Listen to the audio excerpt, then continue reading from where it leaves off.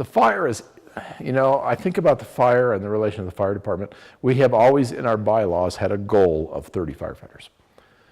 It wasn't until 2010, I think, or maybe 11, we achieved that goal.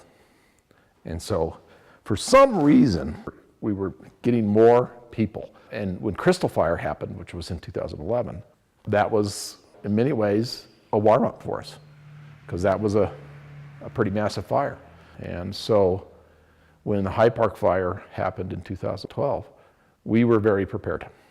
What really worked well, and which I think you can lay right at the feet of Montgomery County Emergency Services, is how well all the agencies in the area work together. And I can remember 25 years ago, one of the emergency services specialists who's long gone, he's still in the area, he flies helicopters now, pounding on the desk and saying, we will not have boundary wars. We will work together. There is no boundary in a fire. And that mindset has gone forward. And so we really, really do work well together. And I think that's a hallmark of the High Park fire. For the first 24 hours, we were in reactionary mode. That's all we could do. And our goal was to get people safe. And by and large, we did that. You just look at your piece of the fire, and by the way, when it gets that big that quickly, nobody has a picture of the whole fire.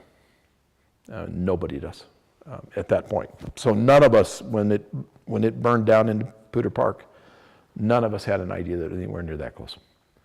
There just wasn't any way for us to know. I've got transcripts of radio traffic through the first about 24 hours. And I'm reading those transcripts, and I'm seeing me doing things and saying things that I don't remember. We were just reacting. And I see radio traffic that I did not hear because I was maybe behind a hill. You just react to what you can see in the little part that you're looking at. One other thing that I think was important was the connection between the officials and the community. Those meetings we had at the evacuation center were very personal. They weren't a bunch of people listening to a bunch of officials. They were people interacting on a very personal level. And I think that was useful.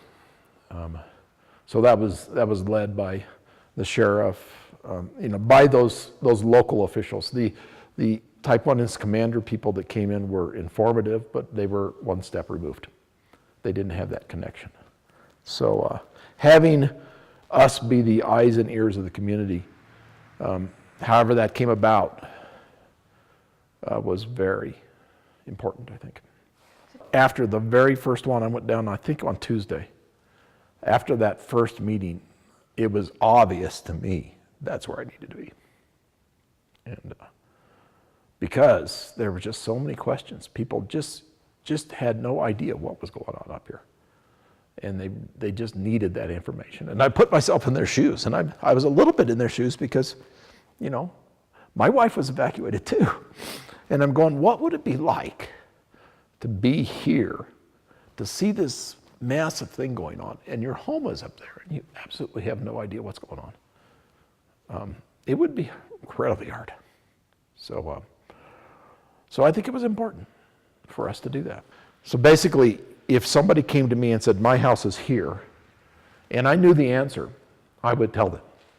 If I said, your house is, if I had been there and that house is gone, I would just say, I'm sorry, your house is gone.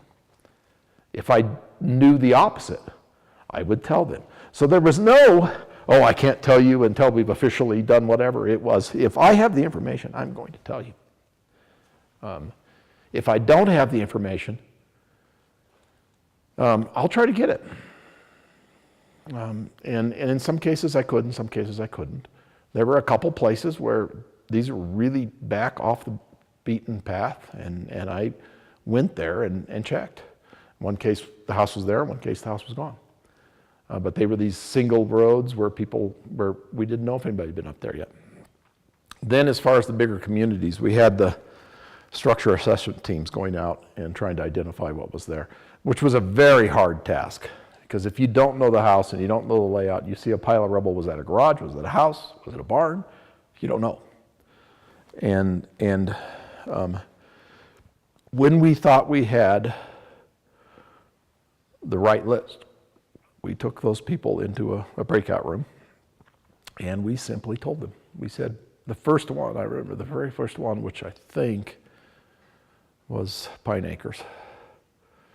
We had a big printout of addresses, and each address was marked whether or not it was there. And Tony Simons handled that.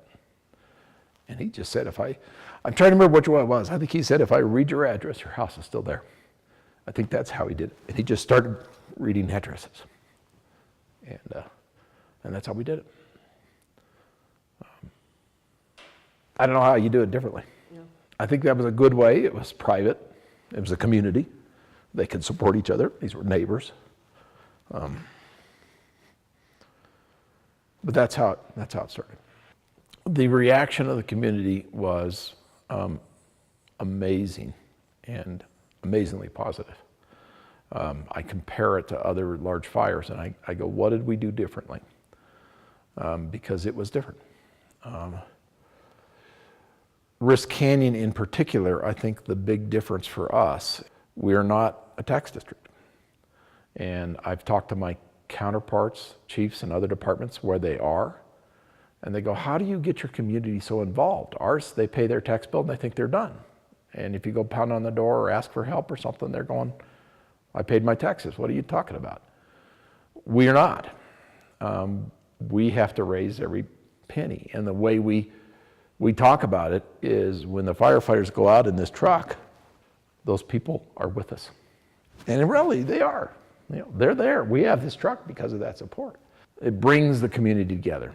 And so the community in Rist Canyon and surrounding areas, we call it Rist Canyon Volunteer Fire Department, but in fact, it's a bigger area.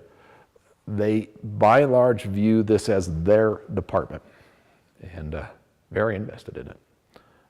We recently had some struggles with volunteers for the upcoming festival. Some of the people that had done it in the past were saying, no, we can't. And we're going, well, do we have enough people to put it on? So we now sent out some community alerts, and we got a whole new group of people came in and said, yeah, I'll do that. So it continues. As far as the broader perspective, why was the community of Fort Collins so supportive? I don't know that I can answer that question. Maybe it's just the nature of the people. Maybe it's just sitting there every day and seeing this massive glow next door. I don't know. But I do know that the firefighters responded, that it was very impactful.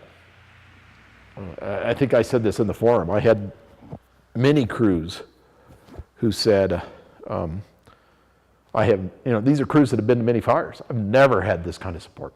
I've never seen a sign that says, I want to marry a firefighter. Never anything like that. So something about this community and this fire brought it together. And I'm not sure what that was. I wish I did.